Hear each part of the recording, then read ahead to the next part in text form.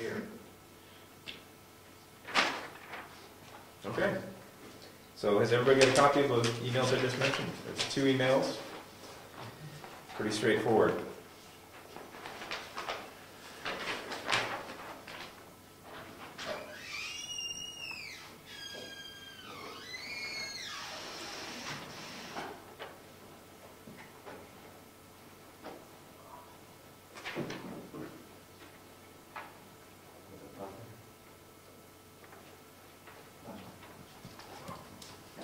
Did you read this?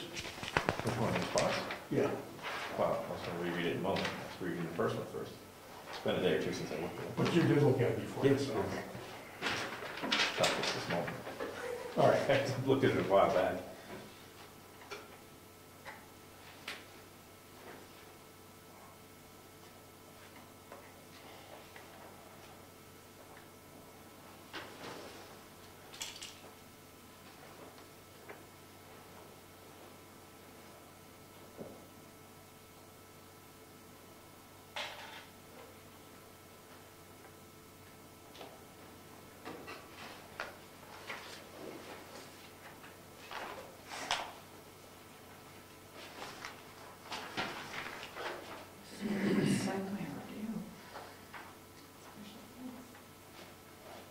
And in the context that I wanted to share this, not just that it's correspondence with the board, was that the question had come up, in what capacity does site plan review affect the conditional use permit application? Is it required every time? Is it required sometimes? You know, I talked to Laura about this quite a bit during the review of Moose Mountain. And this is what I gathered from all of that, that you're not going to be able to set up a set of regulations for the conditional use permit that's going to cover all the bases. Primarily because every time you get into a conditional use permit app, the terms or the parameters may be different concerning what type of the conditional use they're applying for a permit for. So I did think that setting up the permit app isn't as complicated because you don't set the parameters in the application. The board sets the parameters during the site plan review process depending on what they're planning to do.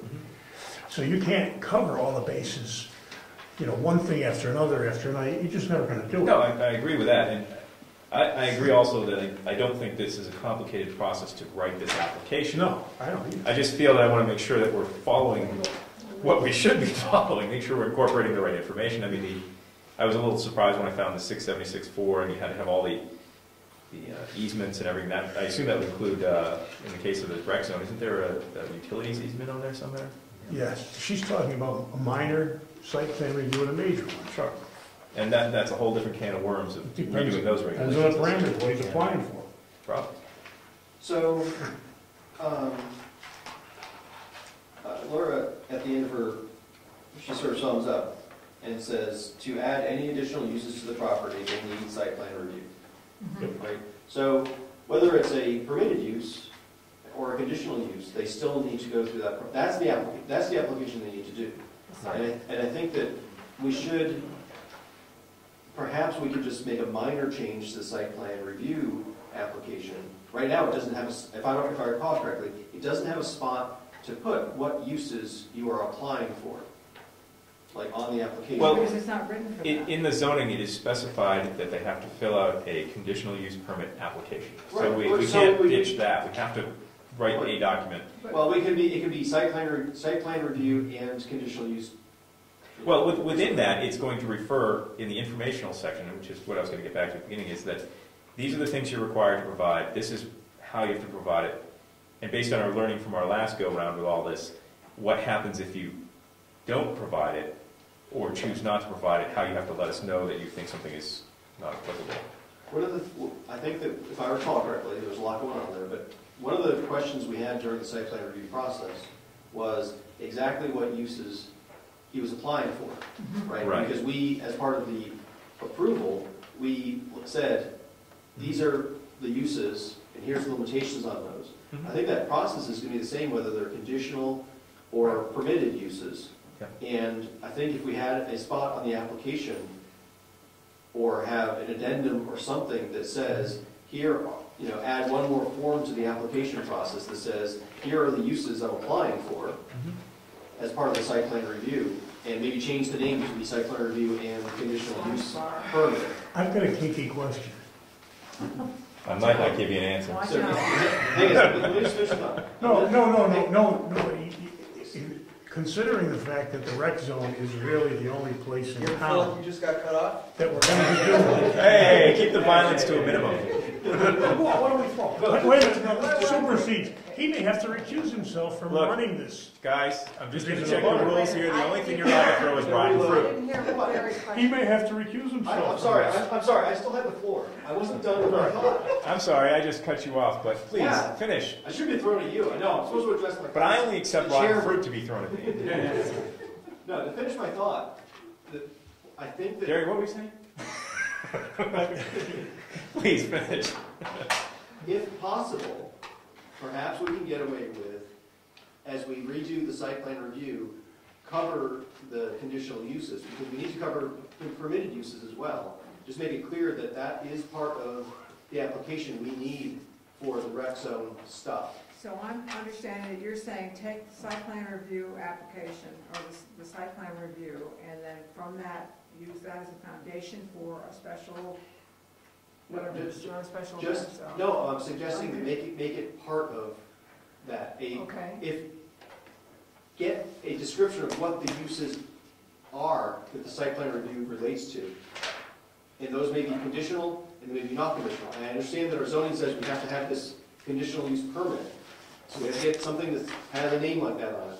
An application for the An application, right. So we need to change some name, or add some name, or add a form someplace that will meet that requirement, so that it's clear that the zoning matches up with the procedures. But that's my suggestion, is try to make this like you were saying, an easy process for us, right? A 25-minute thing. It's just, because I think it's always going to be in conjunction with the site plan review. Always. I'm sorry, Cliff was next. We have time for the Pretty much anything that he does up there is going to require site plan review. You're right. But my gathering from what was written in here is there could be two different types of site plan review. As Gary had mentioned, a minor and a major site plan review. Where it's going to be a conditional use, which is probably going to be a temporary thing, we may not have to require him to go through a full-blown site plan review, because he's not going to change any format of the property layout. He's not going to add new buildings So that we're aware of. I mean, if he was going to add a building, he would have to go through a full-blown site plan. anyway, But I don't think the conditional uses are limited to things that are temporary, right? Those are things that he could want to do. They're not special, But don't mean to agree, these are not special permits, right? This is a use. no, actually, as it's written in the zoning ordinance, if you look at the conditional use permit, all conditional use permits expire.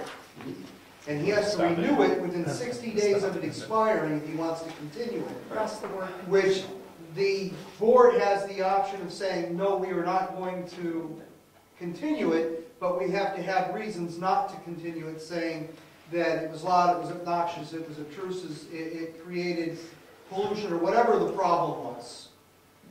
So all conditional uses are not a permanent use. They are a temporary use, which have an expiration date on the permit, which he has to keep applying for within that time frame. If he wants to make it a permanent thing, then he would have to go through a full-blown site plan review at that point to make it a permanent use of the recreational zone. We're kind of getting off topic.